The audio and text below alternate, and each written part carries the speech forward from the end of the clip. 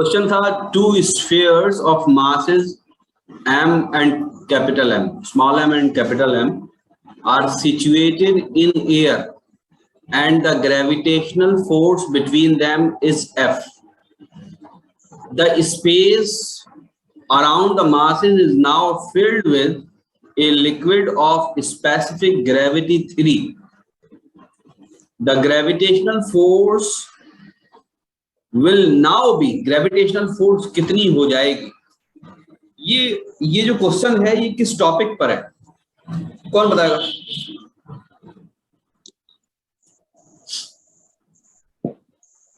जल्दी बताइए।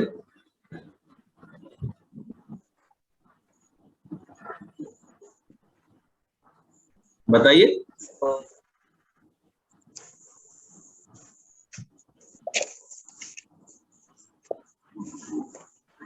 Sir universal law of gravitation.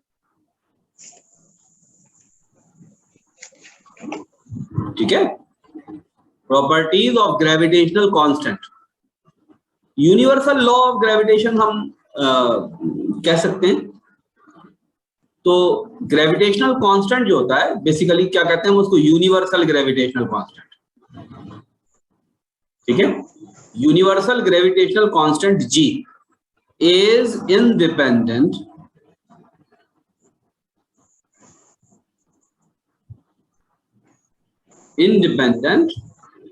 on the medium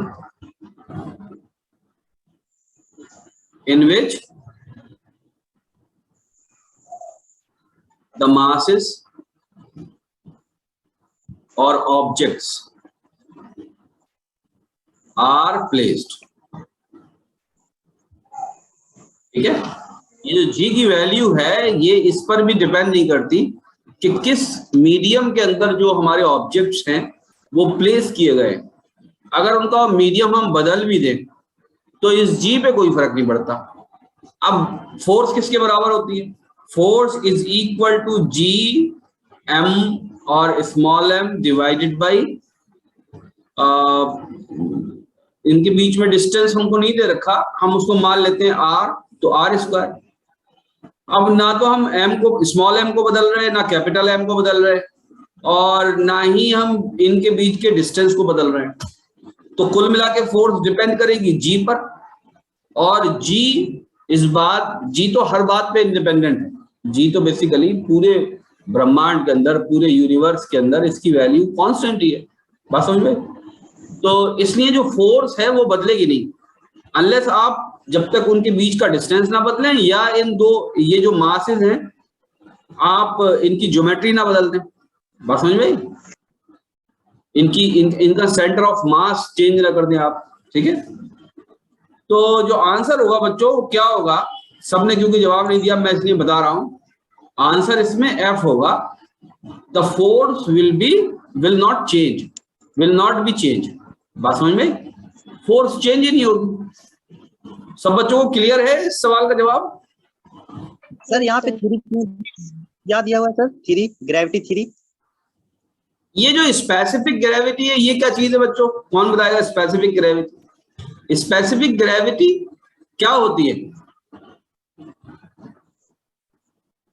कोई बच्चा और दूसरा जवाब दे। स्पेसिफिक ग्रेविटी के क्वेश्चन हैं आज कराने। बच्चों क्या होती है specific gravity? In the water sir, weight of object in water. क्या? Weight of object in water ना, और कौन बताएगा? जल्दी बताइए।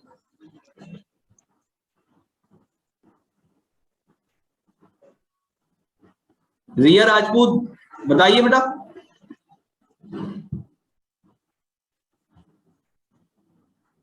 Sir relative density. हाँ, रिलेटिव डेंसिटी को ही बेसिकली स्पेसिफिक ग्रेविटी बोलते हैं। क्यों? मिशकात जमाल बताइए।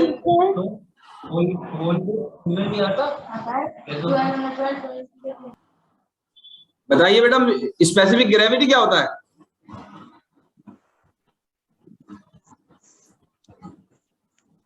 बोलिए। सर डेंसिटी प्लस अपॉन में डेंसिटी ऑफ ऑब्जेक्ट। हाँ, क्या बोलते हैं उसको, और दूसरा नाम क्या बोलते हैं? अभी एक बच्ची ने नाम बताया था उसका, सुना था आपने?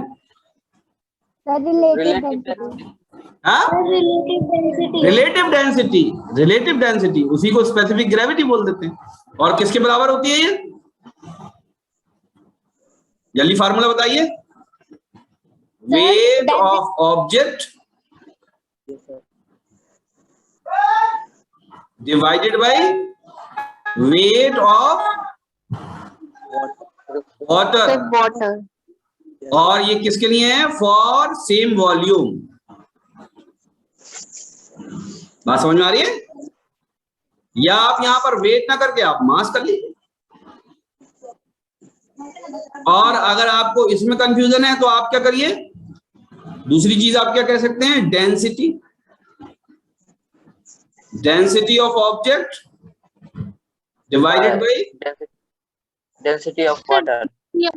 डेंसिटी ऑफ वाटर, चाहे आप ऐसे कर लीजिए, ठीक है ना? इसको बोलते हैं स्पेसिफिक ग्रेविटी। अच्छा, मैं एक बच्ची से सवाल पूछना चाहता हूं और उस बच्ची का नाम भूल गया हूं। Samsung M11। बेटा अनम्यूट करिए अपने आप को।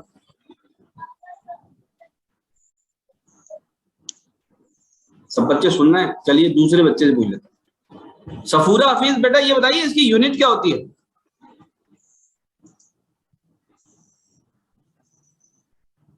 सफूरा हफीज, बेटा बताइए यूनिट क्या होती है इसकी?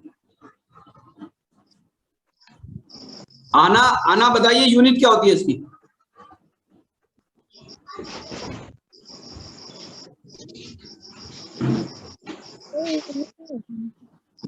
तैयब आरिफ, आप बताइए यूनिट क्या होती है स्पेसिफिक ग्रेविटी की? सर इसकी शायद कोई यूनिट नहीं होती क्योंकि दोनों ऊपर नीचे डेंसिटी है, तो वो कट हाँ, जाएगा। ये ये डायमेंशन लेस होता है। और यहाँ पर दे भी रखा है, देखिए 3 दे रखा है, कोई यूनिट नहीं दे रखी है। ठीक है, चलिए आगे बढ़ते हैं। ओके, तो बच्चों कल हमने सवाल कुछ कर लिए थे, कुछ रह गए थे, वो जो हमारे रेगुलर क्वेश्चन थे, है ना?